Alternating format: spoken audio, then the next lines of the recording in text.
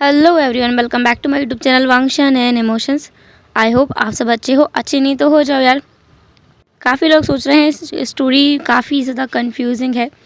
तो हाँ है, मुझे खुद भी लिखते हुए बहुत कंफ्यूजिंग लगी थी, तो सुनने वालों को तो लगेगी ही, पता है मुझे। धीरे धीरे सारे राज खुलेंगे, चिंता मत करो। चलो तो फिर स्टोरी को स्टार्ट करते हैं। लास्ट पार्ट हमने छोड़ दिया था जब हमने देखा था कि वीइंग, जो कि रात को मेंग्याओ के सोने के बाद चुपके से जियांग चेंग से मिलने जाया करता था, उससे ये बात पूछने के लिए कि आखिर वो भागने कैसे वाला है, सारी चीज़ों का इंतज़ाम करने के लिए। और उसे वहाँ पर वाइन भी पीने को मिलती थी, तो वह जाता था। उसकी ना चेंग के साथ में एक अलग तरह की बॉन्डिंग हो गई थी। इन 4 दिनों में वो इतना समझ गया था कि चेंग कोई बुरा इंसान नहीं है, बस हाँ, वो थोड़ा सा घमंडी है, अकड़ू है, खड़ूस है और गुस्सैल है। इन सारी खामियों के अलावा उसके अंदर कोई और बुराई नहीं है। विंग और मेंग्याओ जियांग क्लान में तो रह रहे थे, साथ ही साथ उन्हें वहाँ पर बहुत सारी चीज़ें ऐसी भी देखने को मिल रही थी जो विंग ने एक्सपेक्ट ही नहीं की थी। जैसे यान ली जो उन दोनों भाइयों को अपने भाइयों की तरह ट्रीट कर रही थी। उन दोनों से हंसकर बातें करना, सारी चीज़ों को अच्छे से शेयर करना और उन्हें हर एक चीज़ का ज्ञान देना, उसका ये चल रहा था। उसने विंग को कुकिंग करना भी सिखाने की कोशिश की, इसके लिए वो उसे किचन में लेकर गई थी। लेकिन उस दिन विंग ने किचन का इतना बुरी तरह से कबाड़ा किया था कि दूसरी बार यान ली जिसने कह दिया था कि तुम किचन में कदम मत रखना, किचन माँ की बहुत प्रिय है, इसलिए किचन में आना ही मत। सर्वेंट्स है खाना बनाने के लिए, वो भी है खाना बनाने के लिए, तो विंग को कुकिंग करने की ज़रूरत ही नहीं है। विंग ना आए, यही इसी में सबकी भलाई है। विंग इस बात पर हंस पड़ा था क्योंकि सच में उसे कुकिंग नहीं आती है। मेंग्याओ ने उसे कुकिंग सिखाई भी नहीं है, पर मेंग्याओ ने जो खाना बनाया था वो सबको बहुत पसंद आया था। उसकी कुकिंग स्किल्स काफ़ी अच्छी हैं। मेंग्याओ और विंग यानली के साथ लगभग पूरा दिन बिता दिया करते हैं और इसके चलते उन्हें ये भी मालूम पड़ा कि यानली को कोई भी पसंद नहीं करता है, कोई भी नहीं। जियांग चेंग भी यानली से अच्छे से बात नहीं करता है, ना मैडम यू यानली से अच्छे से बातें करती हैं और जियांग फैमिया यानली की तरफ देखते भी नहीं हैं। वहाँ पर सर्वेंट्स भी यानली को बिल्कुल भी रिस्पेक्ट नहीं करते हैं। हालांकि वो जियांग क्लान की राजकुमारी है, इसके बावजूद कोई उसे पसंद नहीं करता है। मेंग्याओ इस बात से हैरान भी था और कंफ्यूज्ड भी, तो उसने यानली से पूछने की इसी बारे में कोशिश भी की। यानली जिसने कहा कि उसके अल्फा ने उसे छोड़ दिया, इसलिए ही उसे ऐसे ट्रीट किया जाता है यहाँ पर। ये सुनकर मेंग्याओ को बहुत बुरा लगा था। वो इन सब चक्करों में सब कुछ भूल गया था कि ये जो जिस अल्फा की बात कर रही है शायद वो सिचेन है। वो ये भूल गया था क्योंकि सिचेन और यानली दोनों का ही तो बेटा है, लानजिंगी। ऐसे ही टाइम बीत गया था। वो एक हफ्ता कैसे गुजर गया मेंग्याओ और विंग दोनों को ही पता नहीं चला था, क्योंकि इतना अच्छा समय उन्होंने आज से पहले कभी नहीं बिताया था। इतने अच्छे लोग उन्हें आज से पहले कभी नहीं मिले थे, इतनी अच्छी बातें उन्होंने आज से पहले कभी नहीं सुनी थी। विंग को इतना पैम्पर किया जा रहा था, मेंग्याओ को ये देखकर बहुत अच्छा लग रहा था। अब उसके मन में जो शिकस्त थी ना कि विंग को ऐसा नहीं करना चाहिए, उसे ये ऑफ़र रिजेक्ट कर देना चाहिए, वो उसके दिमाग से निकल गया था। क्योंकि विंग को इतने प्यार से रखा जा रहा है, इतने अच्छे से रखा जा रहा है, तो जाहिर सी बात है बाद में भी ये लोग उसे और ज़्यादा अच्छे से रखेंगे। इसलिए मेंग्याओ अब वरिड नहीं दिख रहा था, उसकी टेंशन अब हवाई हो गई थी। वो टेंशन में बिल्कुल नहीं था, उसे तो अब अच्छा लग रहा था। वो खुश था, दिल से खुश था विंग के डिसीजन से। इस टाइम में मेंग्याओ जो कि विंग से बात करने की पूरी कोशिश कर रहा था। उनके बीच में सब कुछ सॉर्ट आउट हो गया था। वो दोनों पहले की तरह हो गए थे और आपस में मिलजुल कर रहने लगे थे। एक हफ्ते बाद, जो कि शादी वाला दिन था, उस दिन सारे क्लान्स को इनवाइट पहले ही कर लिया गया था। सब लोग ऑलमोस्ट आ भी गए थे। शादी से एक दिन पहले ही सब लोग क्लान में आ गए थे। जिन क्लान, वैन क्लान और नी क्लान से नी मिंगजे वो भी आया था, उसका भाई भी आया था। सब लोग वहाँ आ चुके थे। लान क्लान से लान कुरेन और लान सिचेन ये दोनों आ गए थे। वांग जी वहाँ नहीं आया था और इस बात से विंग को कोई फ़र्क भी नहीं पड़ा था। उस रात मेंग्याओ जिसे कुछ अच्छा महसूस नहीं हो रहा था, तो उसने टहलने के बारे में सोचा। वो अपने रूम से निकल गया था विंग को एक बार देखने के बाद कि विंग आज उठ करके ना चला जाए। विंग इस बार किस्मत से सो रहा था, वो गहरी नींद में था शायद, इसलिए मेंग्याओ जो बाहर टहलने के लिए निकल आया। वो गार्डन एरिया में उसी तालाब के पास टहल रहा था जिस तालाब के पास वो पहली बार यानली से मिला था। वहाँ पर वो टहल रहा था। उसे कुछ आवाज़ें भी आ रही थी। मेंग्याओ ने सोचा कि शायद कोई मुसीबत में तो नहीं है, तो उसे जाके देखना चाहिए। तो वो वहाँ गया। उसने देखा कि वहाँ पर एक लेडी है थोड़ा और गौर से देखने के बाद पता चला तो ये तो यान ली है। वहाँ पर हल्की हल्की रोशनी थी, कुछ कुछ लालटेन्स वगैरह जले हुए थे, इसलिए वहाँ पर रोशनी थी। और वैसे भी शादी वाला घर है तो रोशनी रहेगी ही। वहाँ पे ज़्यादा हलचल नहीं थी, लेकिन यान ली किसी से बातें कर रही थी। मैंग ग्याओ जिसे सही से सुनाई नहीं दे रहा था। यान ली बहुत वरिड दिख रही थी, तो मैंग ग्याओ थोड़ा और पास चला गया, लेकिन वो थोड़ी दूरी पर था, जिससे यान ली उसे ना देख पाए। मैंग ग्याओ ने देखा कि वहाँ पे सिचेन खड़े हैं। सिचेन और यान ली आपस में क्या बातें कर रहे हैं, उसे थोड़ी क्यूरियोसिटी हुई, तो वो थोड़ा और जाके देखने लगा। यान ली जिसने कहा, सिचेन मेरी बात सुनो, वो मेरा बेटा है, मुझे उससे मिलने दो।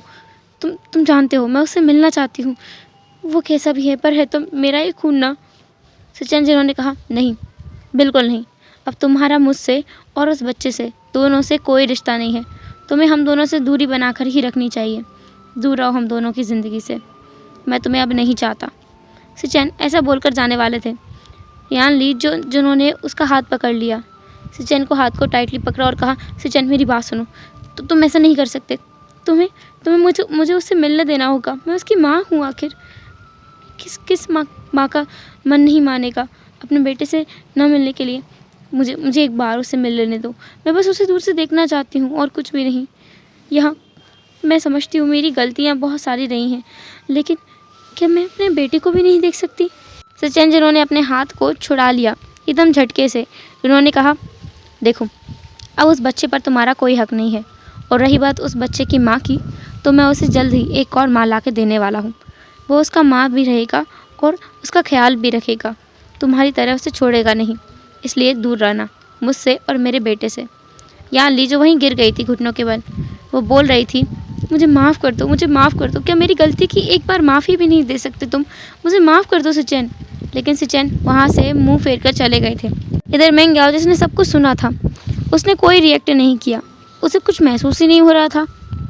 उसे पता नहीं है क्या उसे बुरा लग रहा है या अच्छा लग रहा है, गुस्सा आ रहा है, क्या हो रहा है उसे, वो नहीं जानता। वो बस उन लम्हों को, उन कुछ पलों को याद कर रहा था जब वो यान ली के साथ था।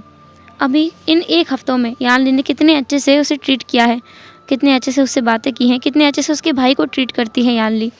यान ली को वो सिर्फ बोलने लगा है क्योंकि यान ली ने ही उससे ऐसा कहा था। विंग जो यान ली को अपनी बहन मानता है। मैं क्या सोच रहा था कि अगर वो ये शादी करता है तो शायद यान ली जो अपने बेटे से कभी नहीं मिल पाएगी, और अगर वो शादी ना करे तो फिर उसकी लाइफ हेल बन जाएगी। मैं क्या अभी बस सोच रहा था क्योंकि उसका दिमाग काम करना बंद कर चुका था। वो आउट ऑफ सेंसेस होता जा रहा था। उसे समझ नहीं आ रहा है कि वो क्या करे। मैं गया फिर अपने कमरे में आकर विंग के पास जाके सो गया था, क्योंकि अब वो अपना दिमाग और नहीं चला सकता। उसे फ़िलहाल के लिए रेस्ट करने की ज़रूरत है। इतने सालों बाद तो उसे थोड़ा आराम करने को मिल रहा है, तो वो रेस्ट करेगा आज की रात और कल देखेगा क्या हो सकता है। पहले तो वो अपने भाई की शादी हो जाने देगा, उसके बाद कोई और बखेड़ा खड़ा करेगा। अगर अभी उसने ऐसा कुछ किया तो पता नहीं उसके और उसके भाई के साथ क्या होगा। नेक्स्ट डे मॉर्निंग में जब मेंग्याओ जागा, वो हैरान था। विंग उसके पास में पूरी तरह से ड्रेस्ड अप होकर बैठा हुआ था। ऐसा लग रहा था वो पूरी तरह से तैयार हो चुका है। मेंग्याओ जो उठकर बैठ गया। उसने कहा, विंग तुम ठीक तो हो ना? तुम्हारी तबीयत तो ठीक है ना? मेंग्याओ जिसने विंग के फोरहेड पर जांच किया और उससे कहा कि क्या उसे कोई बीमारी है, वो ठीक है, क्या उसे बुरा महसूस हो रहा है, वो इतनी जल्दी कैसे जाग गया? विंग जिसने मुस्कुराते हुए कहा, ओफो गगा, मैं जाग गया क्योंकि मुझे नींद नहीं आ रही थी। मेरी नींद पूरी हो गई। कल रात को मैं जल्दी सो गया था, इसलिए मैं जल्दी उठ गया, और वैसे भी अब तो मुझे रोज़ ही जल्दी उठना होगा। मेंग्याओ जिसने कहा, पर तुम सो सकते थे, अभी तो सुबह के 5 बजे हैं। विंग ने कहा, अब जो भी हो, पर मुझे आज पूरा दिन आपके साथ बिताना है। क्या हम दोनों साथ में घूम सकते हैं? मेंग्याओ ने कहा, विंग तुम्हारी आज शादी है, आज के दिन कैसे हम घूम सकते हैं? विंग जिसने कहा, शादी दोपहर को है, तब तक तो हम बैठ करके ढेर सारी बातें कर सकते हैं। मुझे आपके साथ बहुत सारी बातें करनी है गगा। मेंग्याओ जो सोच रहा था कि विंग सच में बड़ा हो गया है।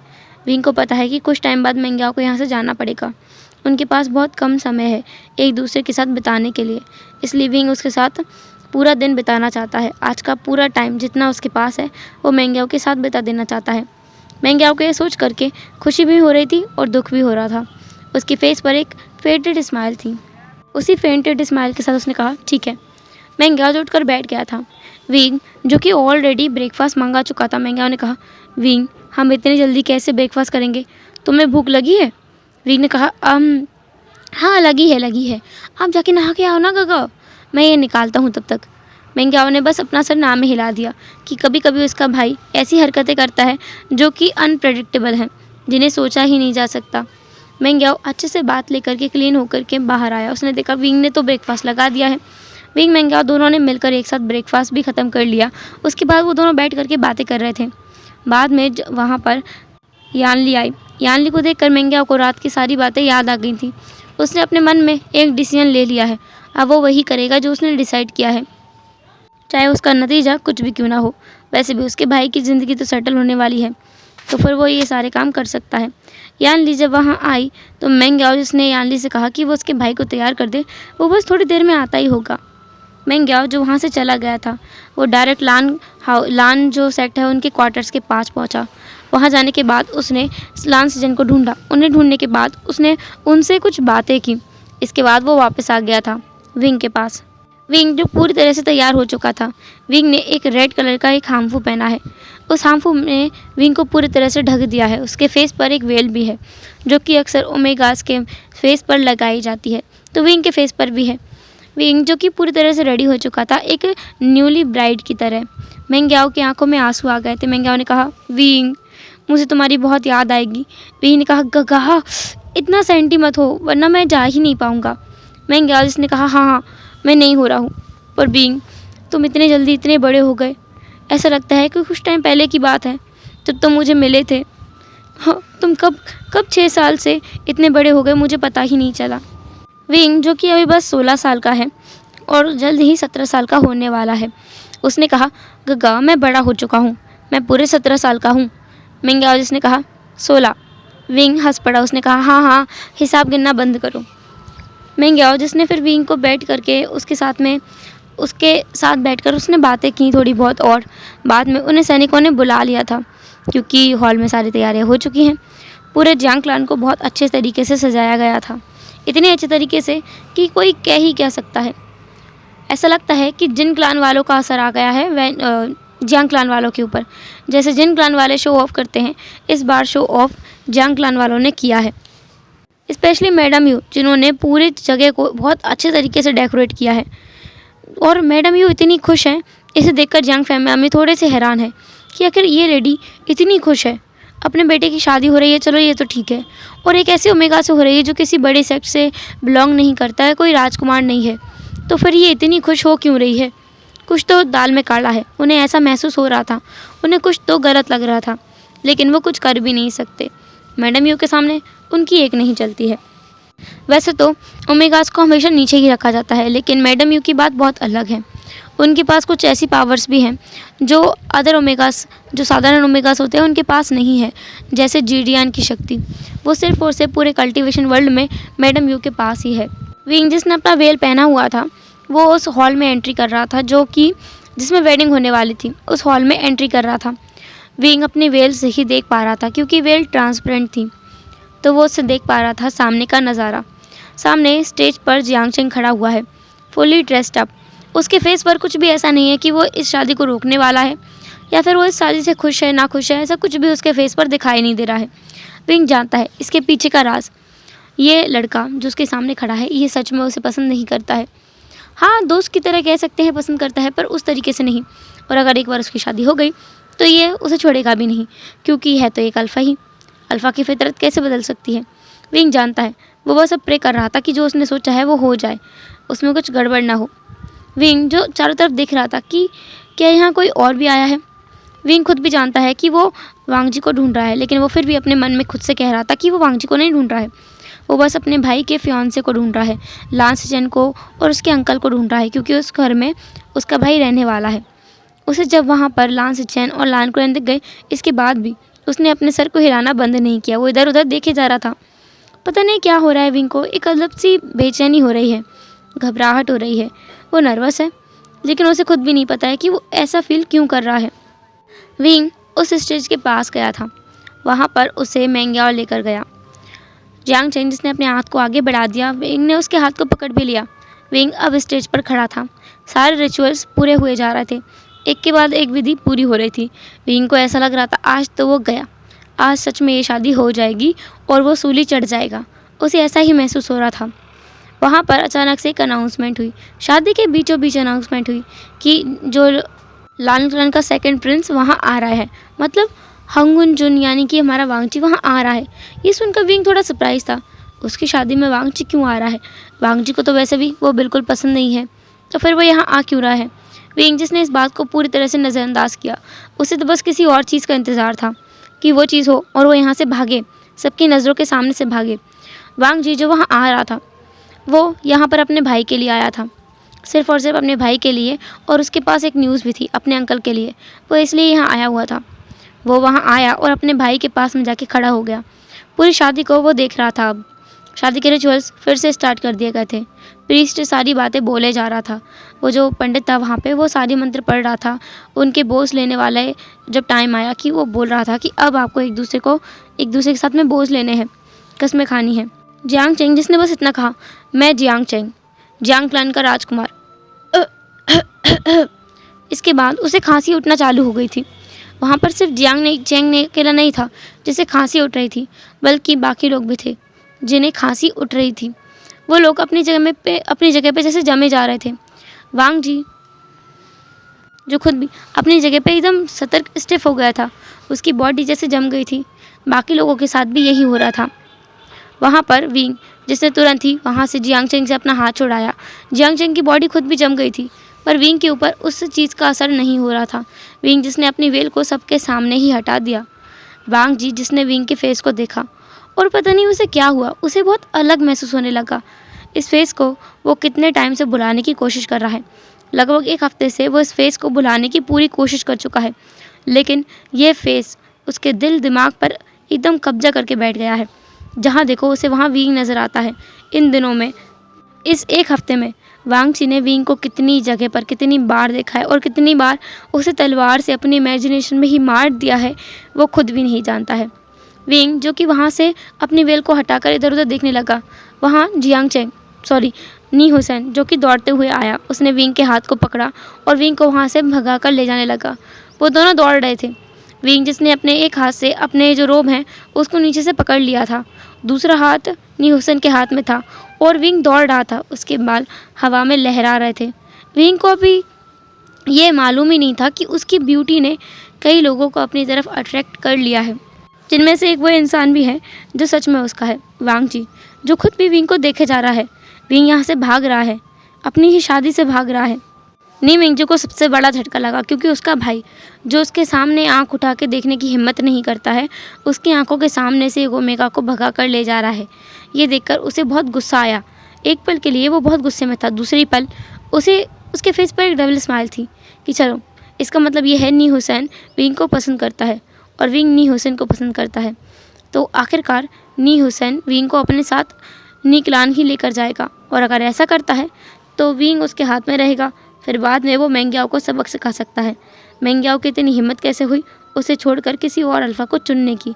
वो मेंग्याओ को सच में सबक सिखाएगा, और इस बार ऐसा सबक सिखाएगा कि किसी और की तरफ देखने की हिम्मत भी नहीं कर पाएगा मेंग्याओ। विंग वहाँ से भाग चुका था और बाकी सब देखते रह गए थे। मेंग्याओ खुद भी बस देखता रह गया कि अगर विंग को शादी नहीं भी करनी थी तो वो बोल सकता था, उसे यहाँ से भागने की क्या ज़रूरत थी, वो भी इस तरीके से। और वो लोग आधे घंटे तक उसी पोजीशन में बैठे रहे और खड़े रहे। उसके बाद जाके धीरे धीरे उनकी बॉडी रिलैक्स होना स्टार्ट हो गई थी। जैसे ही जियांग फैनमैन की बॉडी रिलैक्स हुई, मैडम यू की बॉडी रिलैक्स हुई। मैडम यू ने चिल्लाकर कहा कि उसे जाकर पकड़ के वापस लेकर आओ। जियांग चिंग तो हैरान था कि मतलब अभी भी उसकी माँ उस ओमेगा के पीछे पड़ी हुई है, क्यों? लेकिन जाने देना उसे, ऐसा ओमेगा किस काम का जो भाग जाए भरी सभा से। दूसरी तरफ हम देखते हैं विंग और नी हुसैन विंग जब उस हॉल से बाहर आए, उसके बाद विंग जिसने अपने हाथ को छुड़ाया और वो वापस हॉल की तरफ जाने लगा था, नी हुसैन ने उसे रोकते हुए कहा, तुम कहाँ जा रहे हो? विंग जिसकी आंखें पूरी तरह से बदल चुकी थी, उसकी आईज शाइन कर रही थी। इसका मतलब ये था कि उसका ओमेगा उसके ऊपर टेक ओवर करने की कोशिश कर रहा है। उस ओमेगा ने कहा, मैं अपने अल्फ़ा के पास जा रहा हूँ, मुझे उसके पास जाना है, मैं उससे दूर नहीं रह सकता। मेंग्याओ मतलब नी हुसैन जिसने अपने सर पर हाथ मार लिया कि यार क्या मुसीबत है। विंग की कमी थी, एक ये उसका ओमेगा और उल्टी राह चलता है। मेंग्याओ जो नी हुसैन है वो बहुत कोशिश कर रहा था उसे खींच कर ले जाने की, लेकिन विंग जो कि जा ही नहीं रहा था। तो आखिरकार नी हुसैन को उस पागल ओमेगा को बेहोश करना पड़ा। इसके बाद ही वो विंग को अपने साथ अपनी स्वॉर्ड पर उड़ाकर लेके गया था। नीम हुसैन खुद भी स्वॉर्ड फाइटिंग करना जानता है। हालांकि उसकी स्वॉर्ड स्किल्स उतनी ज़्यादा अच्छी नहीं है, लेकिन हाँ, वो काफ़ी हद तक बहुत कुछ जानता है। इधर हॉल में जिन क्लान लीडर जिन गुंगशान, जो कि इतना सुनाए जा रहे थे जियांग चेंग को कि जियांग चेंग कैसा अल्फ़ा है, एक ओमेगा को संभाल नहीं सकता। जिन गुंगशान वहाँ पर बहुत कुछ सुनाया जा रहा था कि एक अल्फ़ा ऐसा नहीं होता है, एक अल्फ़ा को अपने ओमेगा को काबू करके रखना चाहिए, उसे आना चाहिए कि अपने ओमेगा से अपनी सारी बातें कैसे मनवानी है।